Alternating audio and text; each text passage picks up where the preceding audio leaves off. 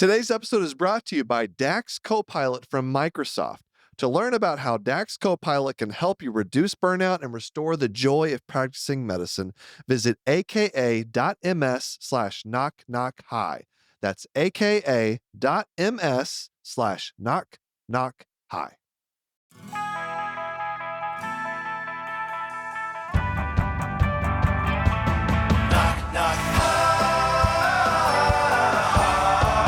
Knock, knock. Hi. Welcome, everybody, to Knock Knock Hi with the Glaucomfleckens. I am Will Flannery, also known as Dr. Glaucomflecken. I'm Kristen Flannery, also known as Lady Glaucomflecken. Welcome to Glauc Talk. That's right. Here we are. We got some things to talk about. We got some what's? Some things to talk about. Okay. Sometimes I feel like, I know we've talked before about how slow of a talker I am. And Yeah. even our employee was like, I've got to listen to you on like 2 times speed. And so sometimes I feel like compelled to speak as quickly as I possibly can Yeah. to try to compensate for my own shortcomings as a Slow talker? southern person who grew up talking slow. Uh-huh. That's what you do. You grew up in Texas. What's the rush? Why do we have to talk fast? What about you? I grew up in Texas also, and I'm a fast talker. So I don't know. I don't know if you're a fast talker. I'm a pretty fast talker. People have commented that it's difficult to find a speed that works for this podcast because you're slow and I'm fast. And so if you speed it up, then I'm too fast. So there needs to be podcasting technology. Mhm. Hasn't gotten there yet, where you can separate people. individually speed up or slow down the different people. Yeah. Business idea of the day. Dang, how Someone would should that do even that. work? It's like it seems like that would violate the laws of physics somehow. I don't No? know.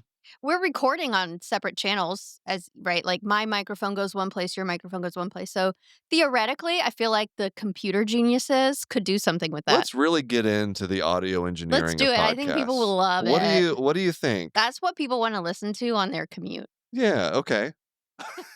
So one thing, actually, the first thing I want to bring up is something that the algorithm on TikTok has been feeding me Okay. lately, and that's caving accidents. Caving accidents? Why? I don't know. Are you watching them? I mean, well- clearly if it's sending you more. Well, it's like a storytelling thing.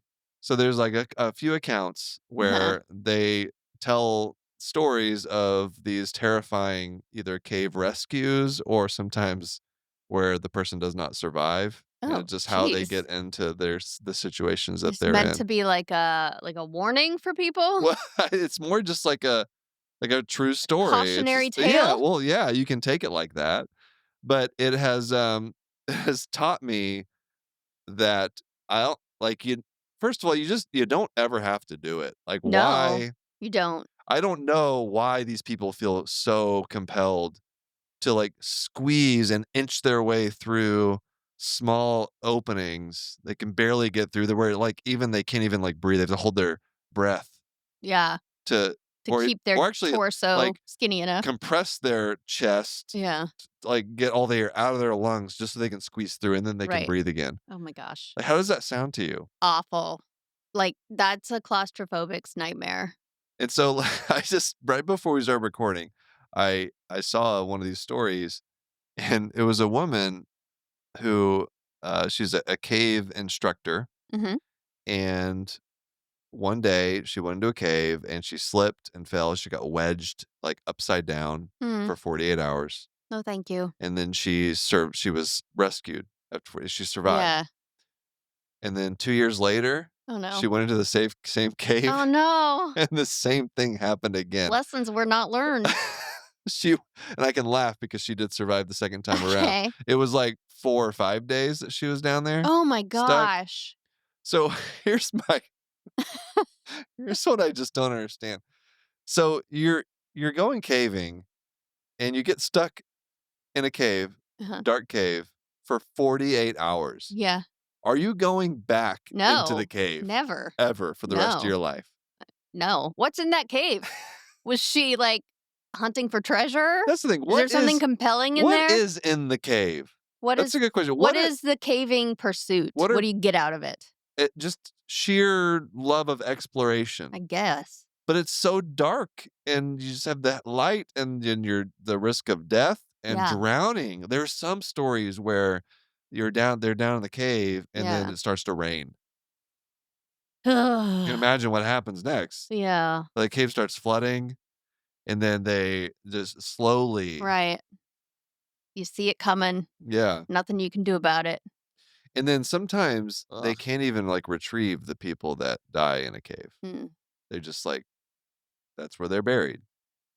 Ugh. And, like, you look at the comments on all these caving videos, and it's like, the best part about caving is that you don't have to do it. That's that's always, like, the first comment on all of these TikTok videos, like, hundreds, like, tens of thousands of Yeah. likes on those comments. This is always the first comment. The best part of caving is you Right. don't have to do it. What else does that apply to? The best part I of mean, blank anything is that you in don't the have to do ocean, it. I feel like Like going swimming in the scuba ocean. diving, even sure, I'm scared of even swimming in the ocean. Like, the Yeah. ocean is not where we Just belong. getting on a boat in open ocean. That's terrifying.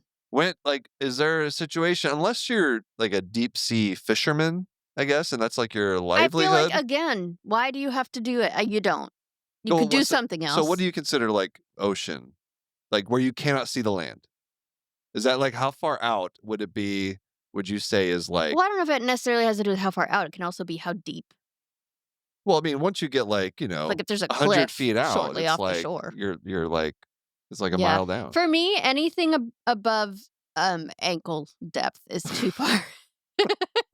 So for me, because I do feel like I have a phobia of deep water, like Yeah. legit phobia of deep Yeah. water.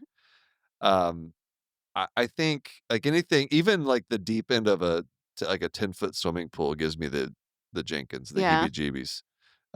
And I realized I said the Jenkins, Yeah, and you're gonna nobody have to explain the Jenkins.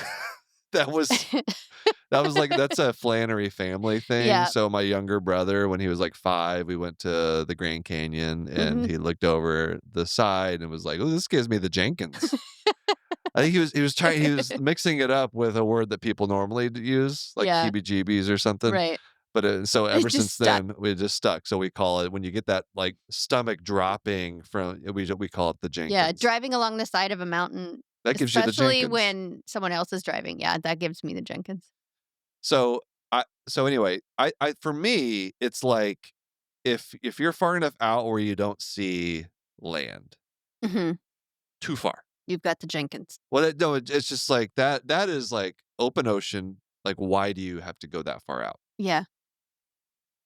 Unless it's like to catch fish, that makes sense. But like But aren't cruise there fish other places than the water? than that far out? I I don't know. I don't Wouldn't, know. if you were a fish, wouldn't you want to be far Can away we from switch humans? to freshwater fish? Is that an option? People do that. Yeah. Yes, That's what I'm there's saying. lots of That's fishing what I'm in saying. Why freshwater. do we have to be deep sea fishing? Well, that's where you get the big fish. I guess. I don't know. Don't you all those big fish that you love to eat so I much? know. Yeah. Seafood is my favorite. But they have, on TikTok, they have these videos that are just, like, for people who are, like, have a deep-seated fear of deep water, Yeah. and so it's, like, to test your Exposure therapy. resolve of being able to watch, like, deep water things, and it's, like, big cargo ships and, like, 100-foot waves Right. going up and down. It's a little bit terrifying. Yeah, I'm glad we don't have to travel that way anymore. I get scared enough just flying over the ocean. I See, can't imagine if I had to sail over the even a ocean. cruise ship, Yeah. how would you do on a cruise ship? Not great for a lot of reasons, I think. Okay, put aside, like, the risk of, like, dysentery for a Yeah. second, but, like, just being on, like, a giant I ship don't like that, I don't would like that the idea scare that you? I'm trapped Okay, yeah. because So that I mean, it's a big triggers your ship, claustrophobia, but right? yeah, but it's still you are still trapped. Okay. And I don't like being on the ocean on the open ocean. That's scary.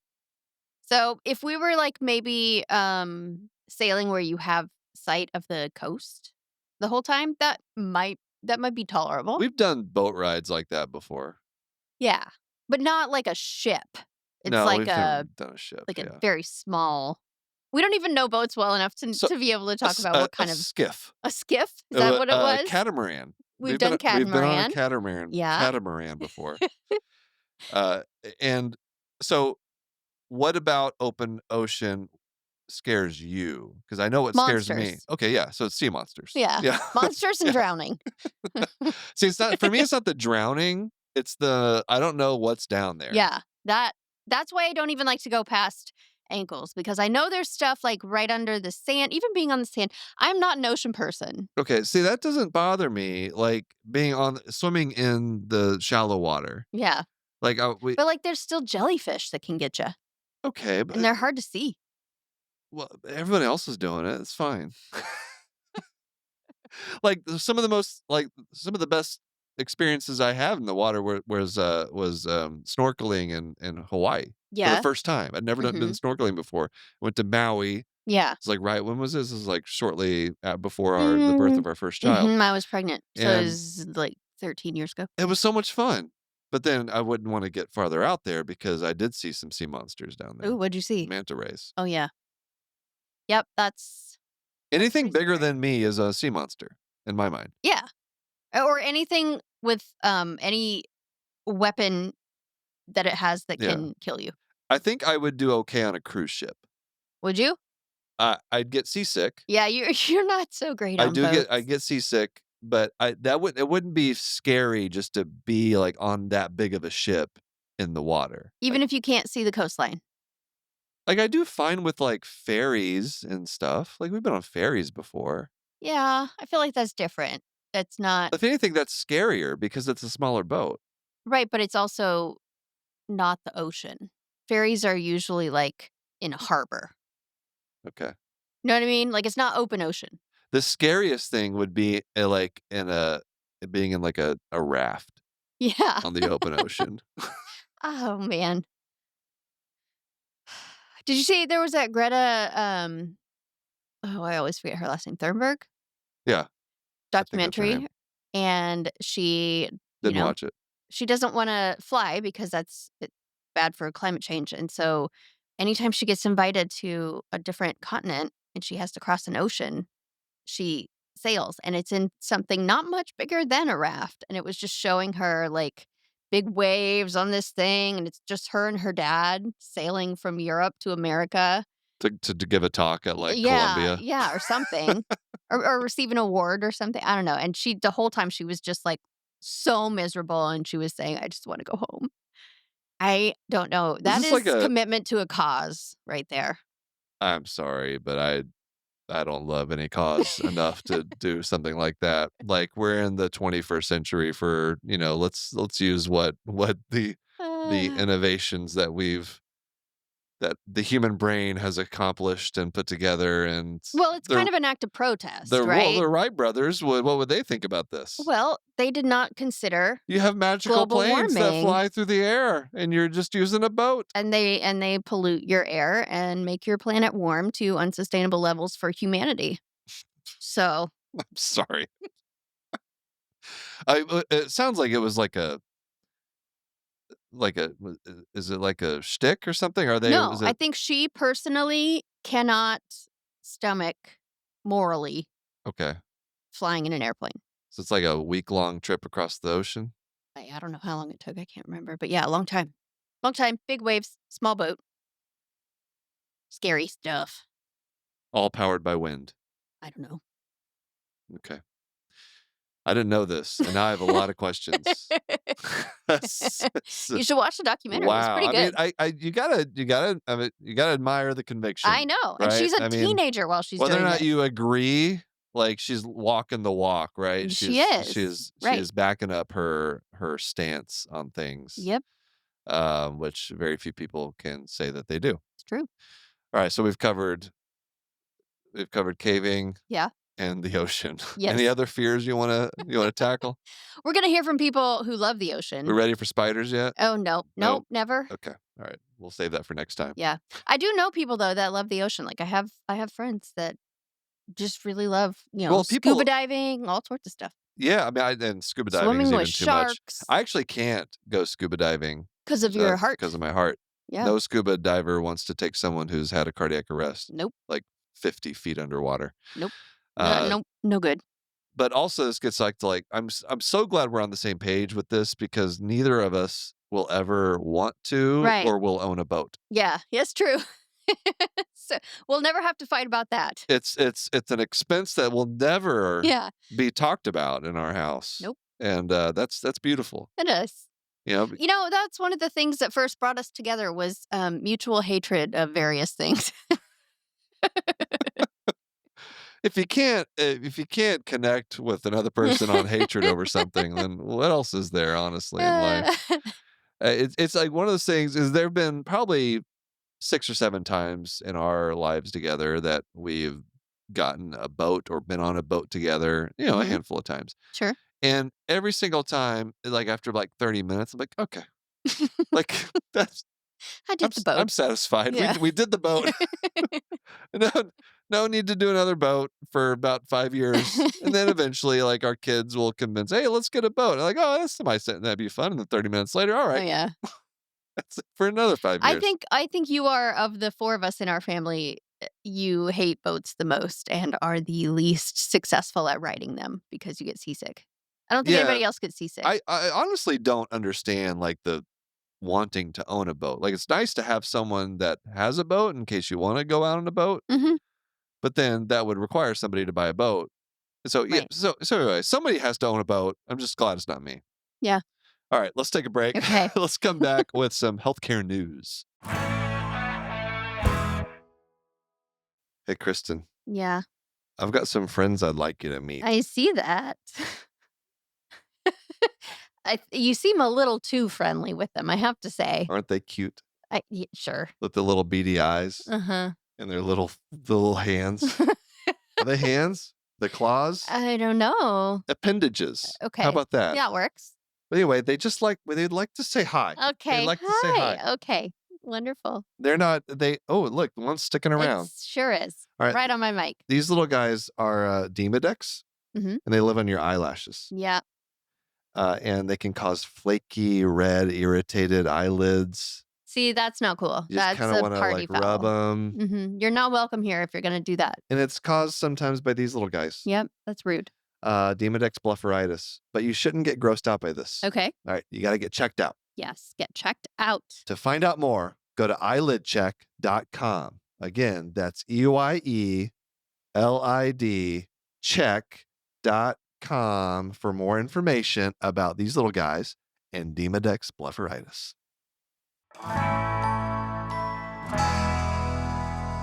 All right, here we go. Healthcare news. All right. Providence strike update. So, in case you guys have not been paying attention, there's been a massive strike going on for like almost a month now. Yeah. The Providence Health System, Mhm. as nurses, and for the first time in Oregon's history, physicians are striking as well. Yes, along with the nurses. So internal medicine doctors, a women's health clinic doctors. There's a couple little, not all the physicians at Providence are Mhm. striking.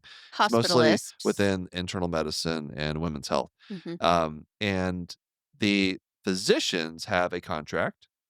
Yes, that is I mean, by the That's the time this update. airs, it'll be a little bit old news, but as we're recording it, that is fresh Right. news. Right now, the situation is the physicians have a contract, the nurses do not, and even more importantly, the physicians who are striking are staying on the line. Right, until the nurses have a contract. So lots of solidarity, which is beautiful. Yeah, Beautiful to see. it really is.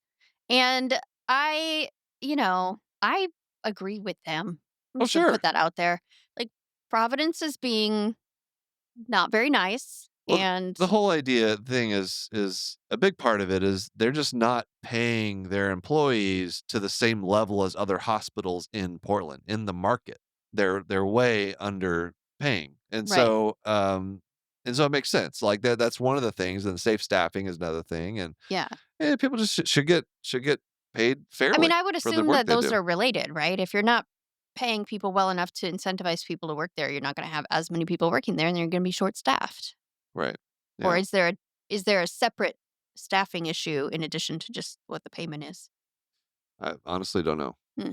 But I know those 2 things are I'm sure they Yeah. are related, but, those are 2 big talking points on Right. with the striking and everything. So, Yeah. I've just saw them out there a couple days ago, still going strong.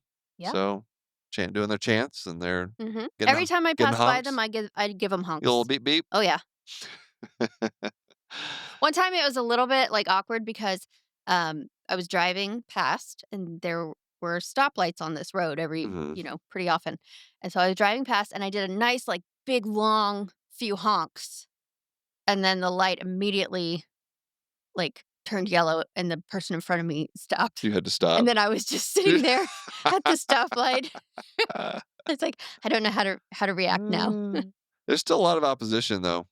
Yeah, what? Even Tell me from about it. physicians. I don't really know. It's just I think there's a lot of people that are just very anti-union type of Oh, thing, okay. and especially in, like, the physician community, Mhm. and, physicians are just there's a reason that they haven't organized, like, into unions until, like, recently. Why? I think, for the most part, it's been because physicians have historically been kind of their own employers. Like, Right. they've been owners in practices and high level positions. They have more say in how their either a hospital or a clinic is run, Right. or More autonomy. there's more autonomy, exactly. But that is going away Right. slowly. So that was gonna be my question, is the physicians that are anti-union, is there a demographic pattern to that? Like, is that some of the I don't older. know, and it's all just anecdotal. It's just Yeah, things I'm seeing, comments from people on social media. I I do think that, it's probably people that just the working conditions in a corporate environment just hasn't hit them, right? Either they're in, like, an academic medical center or their own private practice and just aren't attuned to the specific types of challenges that physicians who work at a big private equity, mhm, conglomerate, or a, Optum owned hospital, right, or just any of one of these, like, big corporatized medical systems. Um, they have to deal with there's certain things they're dealing with that I think other people are not dealing with. And it's pushing people to want to unionize, which makes right. sense. If Yeah, they're being taken advantage of and right. not.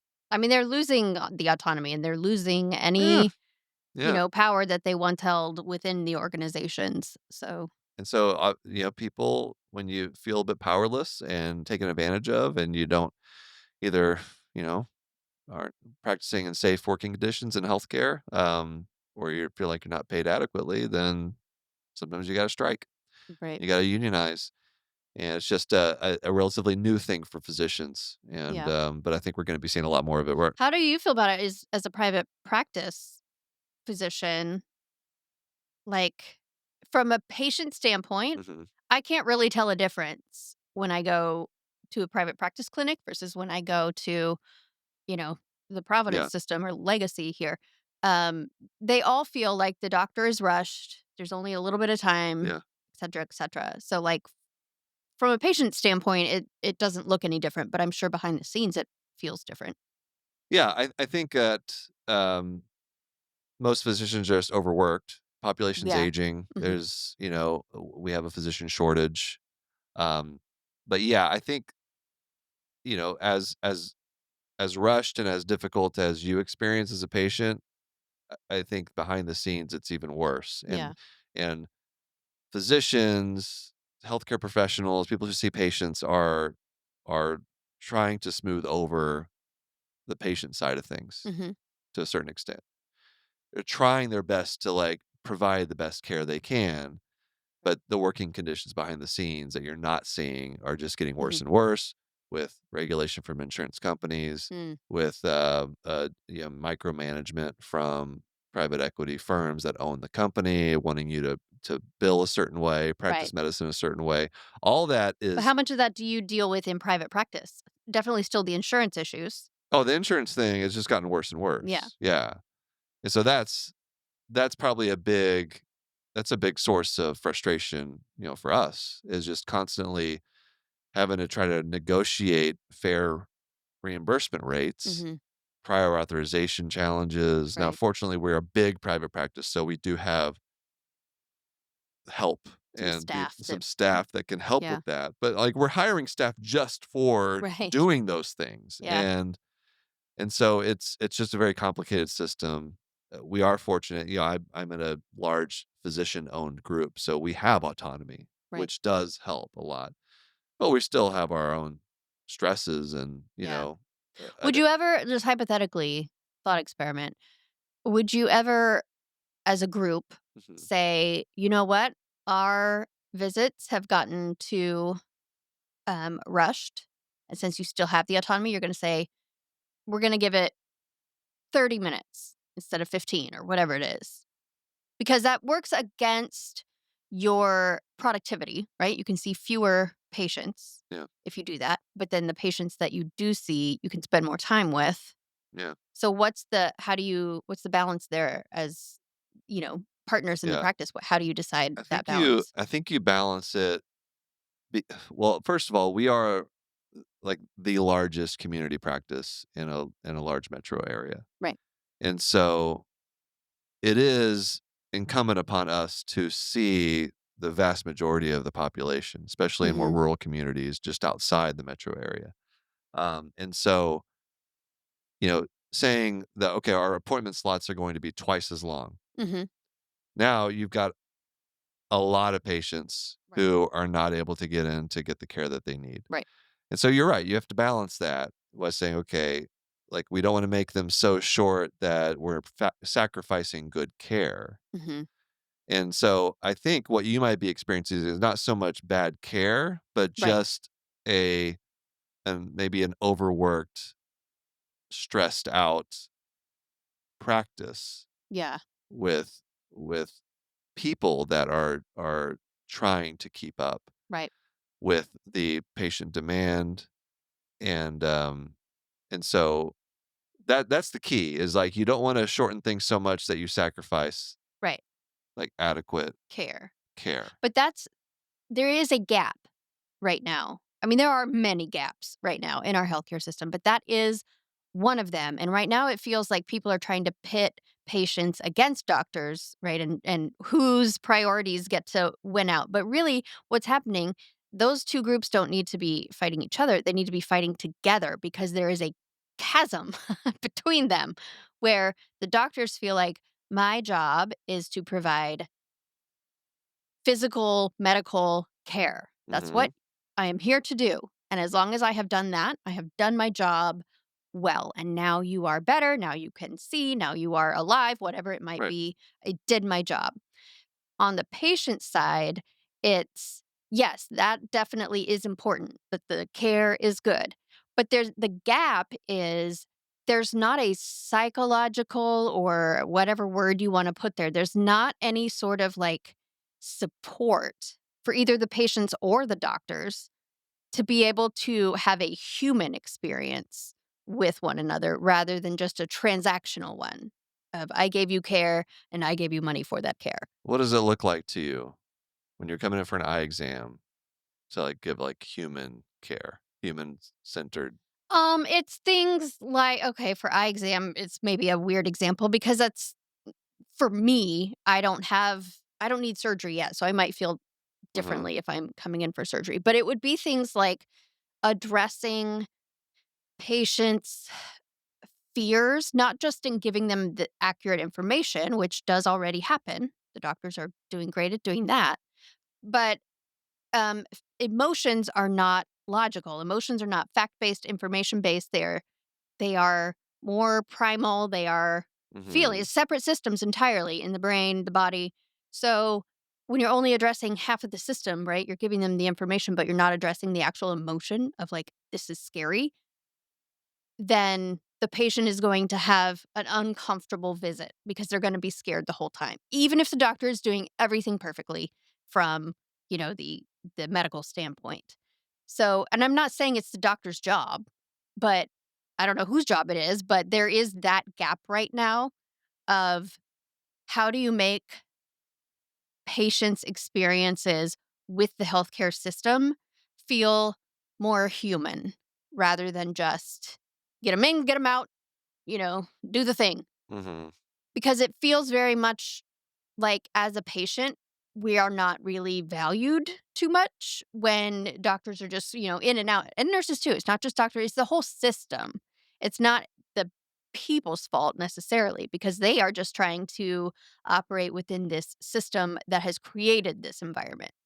So the system needs a spot where someone comes in, it's somebody's role, or it just works differently somehow to allow people to be human within the healthcare system. And that goes for patients and it goes for doctors. Right now, doctors are being treated the same way. Like, you're just robots that come in and make the people money, at the top, make the private equity firms money. There's not a lot of like humanity support I think provided for the healthcare providers. as a as a whole, probably, yeah. Yeah. I mean, it also depends on your experience, like the individual experience. I mean, as a surgeon, we do a lot of like informed consent where we do address fears and I know, but concerns and again, you're addressing them with information. There's not a lot of like comfort in the healthcare system. like saying, I know this seems scary to you, but don't worry, you're not going to see anything coming at you during the surgery. You're not going to have. And I'm just trying to put what you're saying into context to like my job and what I do and see if I could do something to make things more Well, human. again, But like I said, it's a little difficult for me to do it with your. The only thing I can think of is just I don't like going to the eye doctor because I don't like having things close to my eyes. There is nothing that you can say to me that's going to make it where you don't have to be close to my eyes. So I am going to be uncomfortable the whole hmm time, no matter what you say or what care is provided, right? But this is a hard example. But think more about like when I think the scarier the situation medically, right, the more this is important. sure, So, when you got your ICD and they told you they had to stop your heart to right, test it to make sure that it could work to start it again, hmm you remember how terrified you were. yep. And the only thing they could give you, which worked fine, was the anesthesia to just knock you out Oh, that entirely. was great. Right. Enjoyed But that. when you don't get to do that, imagine if you had to just carry that for a long time. And I don't know. I just see this gap, and it's with patients and it's also with their families and the co-survivors, right? Of there is nothing in the current health system to support the psychological and emotional aspects of healthcare and of disease and of all the things that come along with it. The medicine is great, right? We are very advanced in the medicine. hmm We have almost nothing for the rest of the human experience. Okay. You don't seem No, convinced. no, I I do. I understand where you're coming from. Yeah, I just don't know how to fix that. Right, that's the challenge. And And I don't think because we're in a profit driven system, that's not going to be profitable. And so that's probably why it doesn't exist. Or at least if it does exist in some places, but those are always the exception, not the norm. Right. So things like this is a perfect example things like child life specialists, yeah. that's what I'm talking about. Those are great. Why do we not do that anywhere else? Palliative care, great. Mhm. Why do we not offer that to people in the, families with I actually people think in the ICU? Like, w you have to yeah, ask for that, and then most often physicians don't even realize what it really is. They think it's yeah, hospice right. care. When you come in for an eye exam, I think we should offer you specifically palliative care. I would like that. I would also, I would like to have some happy gas. That would help. Just give you a little nitro we need you to interact with us during an eye exam, though. I need you to actually Yeah, it's a happy gas. yeah. That doesn't put you to sleep. Oh, okay. It'll affect your vision a little bit, but Oh, that's alright. Alright, so I let's can't come in drunk. let's was it a palliative care consult to the Yeah, to the eye clinic yeah. for I think it's also like healthcare design is an area where we yeah, could make this better. sure. Make the hospital not be such a scary place, make it more comfortable for people. Like, I'm not saying you need to build a luxury resort, but it's just right now it's built. In your utopian idea of a healthcare system, we'd Yeah, have that. it Yeah. would just feel better to interact with. That's as specific as I can be right now in this very moment. Alright, let's take a break. We'll be right back. I just realized this whole episode, all we've talked about are things that we're afraid of. Yeah. Ocean, boats. Yep. What else was there? Spiders, Caving, eyes. Yeah. spiders, eyeball exams. Yep. Just dread about just going to the doctor. Apparently. Yeah. I'm afraid of the Do, healthcare system. do you dread going to the doctor? Like, is that when you have an appointment? Is it just Depends on which kind of well? appointment and Clearly, what's gonna eyeball. happen. Yeah, I do You dread dread any that. eyeball. Well, I dread it. You, Yeah. I think you love dentists. I wouldn't say I love it, but it doesn't bother me. I guess no one is like happy generally to go to the doctor. Right, like, it's still like I a don't think, unless you're going inconvenience to get to your Botox or day. something, I don't know, some like, kind of cosmetic thing. maybe, but Maybe you'll that still enjoy that, involves having a good time. I don't think that's a good time. Is it? It still involves needles. Needles? I'm Oh, afraid of you're afraid of needles. needles. There's not much Kristen is unafraid of. Listen, I am a person with anxiety. I don't know why you're surprised by this every time. All right. Well, I thought maybe we could try to do something a little different to close out the episode. Okay. So let's do some scenarios. Okay. A little bit of what would you do? Mhm. All right. So I think I asked you one last time. So why don't you ask Yeah. me one this time? Okay. I think this is appropriate Okay. because it deals with, or at least for me, it brings up a memory that deals with both the ocean and a fear. Okay. Let's see if I can Okay. come up with what you're thinking. Okay. You're asked Okay. to go on a horseback ride for a work retreat. How do you handle it? So I know exactly what you're thinking. Yeah. Uh, okay. So first off, like horses are fine, but I'm a tall Yeah. person, and like getting up high on Right. another tall You need like a thing. Budweiser horse. I need a, A full Clydesdale. I feel a bit precarious on things like ladders. Mhm. On I don't like I'm not. They all give me the Jenkins. Yep. And so if I'm asked to go on a horseback ride for a work retreat, my first questions are of how rugged is the terrain? Mhm. Right, I'd say if we're like walking on, a nice flat trail, okay, I think I can handle that. Mhm. Uh, and I would be fine. And the reason I know that I need to know the terrain is because the last time I was on a horse, Mhm. which is probably what you're thinking about, Mhm. was on our honeymoon. Yep. We decided to go on this horseback ride thing. We were at like Yep. a sandals resort or Mhm. something, Yeah. and they had It was one a of the excursions horseback riding along excursion. like the surf and in the, Yeah. I don't know, And what woods or they whatever it was. decided to do at the end of this horseback ride, which you did not do, I don't Oh, think I did. you went into the water with the horse? Yes. I remember you not doing it. I did do You it did do because it? I remember how it felt. I Okay. did not like how that felt with the I don't like wet hair on my skin. So it was Wet you're horse in hair. like a swimsuit and on this Yes. horse in the ocean that I'm already afraid of. They decided to run all the horses into the surf. Yeah.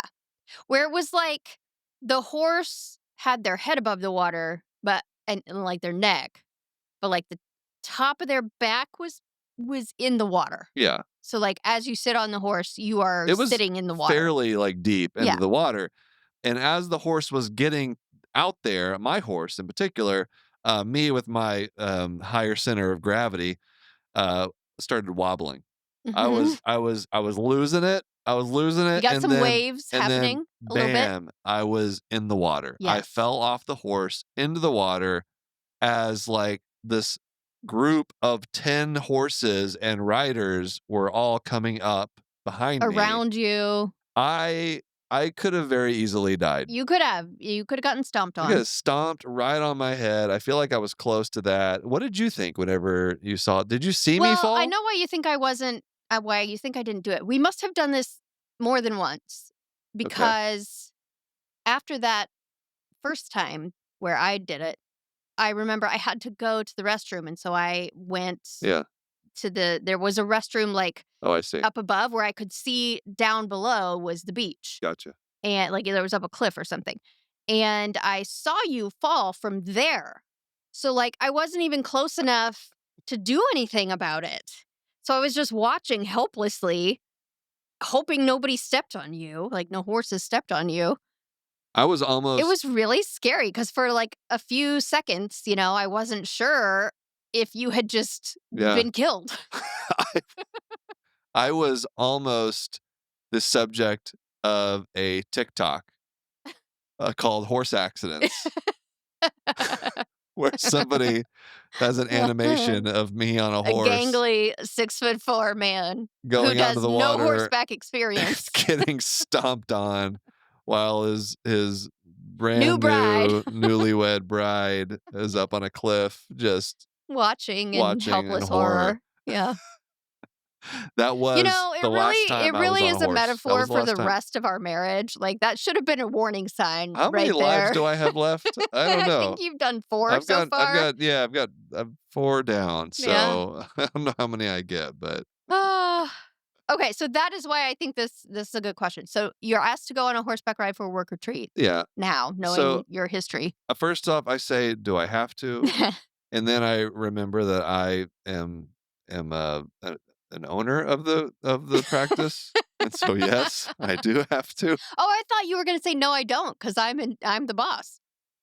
Well, yeah, but then you're not a team player. Right. Like, You're come not being on. a good role model. Like, you gotta show up for stuff like Yeah. this. Can I just show up with one of those horses, like little fake horses you put between your legs? Then we're talking. I'll Stick even horse. I'll even gallop. I don't Hey. like, I'll make the Will horse you sound. make the sounds? Yeah. Question. Would you be someone else's horse? No. Would someone be able I am to 39 years get on your old. back and while you have the stick A horse? small child, yes. Okay. But I know that's that You could be the pony I will rides get for the hurt. kids Oh, of the God. people. What are we even doing now? What kind of retreat what kind of work retreat is this? Good question. This is If the kids are terrible. there. All right. Well, anyway, I think we should wrap it up. All right. I'm just saying, you've got the arms and legs of a horse, so you could do it. Oh, goodness. All right. Well, if you guys have any other scenarios or things, problems that you want us to solve, any specific scenarios you want our take on, have you ever been asked to go on a horseback ride at a work retreat?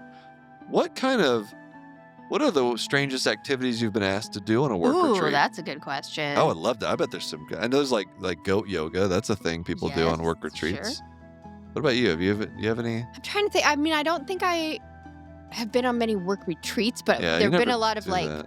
professional development Okay. days, Oh, right? that's a good one. Yeah, professional development And we had to activities. do all sorts of like, Icebreakers. right. Ugh. Things you have to do with all your coworkers Yeah, I do not in a want to conference break. room. I do not want to break the ice. I want to keep that ice rock hard.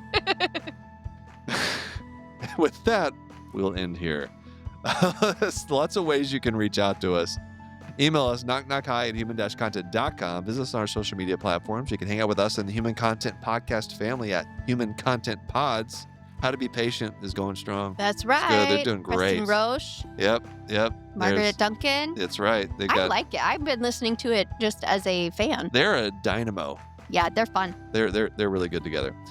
Thanks to all the listeners leaving feedback and reviews. If you subscribe and comment on your favorite podcast app, see, I'm trying to talk too fast. I'm trying to go against tripping over your my words. nature. Maybe I should do this part because you- I'm a faster talker. You can't do it like me. Come Yeah, on. I can do it well. We can give you a shout out. By the way, our YouTube channel at Glauc. Go check that out. We can give you a shout out. Like today, at Matt W. Coleman on YouTube said, I love that Kristen has adopted body medicine, as I refer to the skull and ribs as medicine bones. Mm-hmm. Love it. I would love to know what other, what else has like permeated into the medical community from my videos. Yeah, what has become part of the lexicon? Yeah, exactly. Like I think that's really cool. Yeah. Again, full video episodes are up every week on our YouTube channel at Glauc. We also have a Patreon, lots of cool perks, bonus episodes, react to medical shows and movies, hang out with other members of the Knock Knock Hi community. We're there. We just had a live stream Yeah. with It was our super fun. Patreon members. We talked about Scrotox. Yes. And there were many, many. It was wild. Yeah, we topics. went to all kinds of stuff.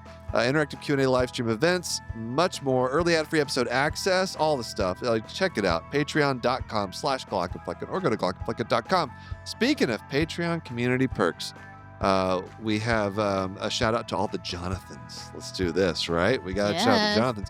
All right. Patrick, Lucia C, Sharon S, Edward K, Stephen G, Marion W, Mr. Granddaddy, Caitlin C, Brianna L, Mary H, KL, Keith G, Jeremiah H, Parker, Muhammad L, David H times 2, Kaylee A, Gabe, Gary M, Eric B, Marlene S, Scott M, Kelsey M, Joseph S, Dr. Hoover, Bubbly Salt, and the one and only Shawnee D.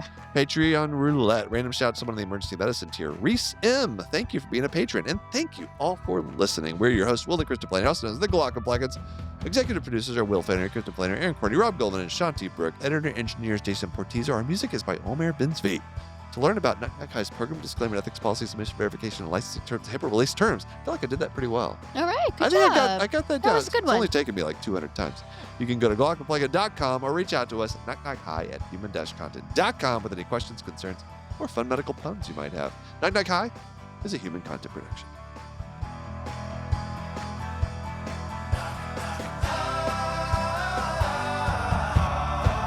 Knock, knock, goodbye.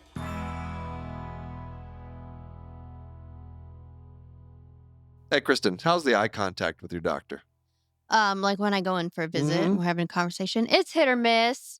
Sometimes they look at you, but a lot of the time they're looking at their computer because they have to write down all the things. You're a big eye contact person. I am. It's a pet peeve if you're not making eye contact when someone is talking. You've told me several times. Many, many times.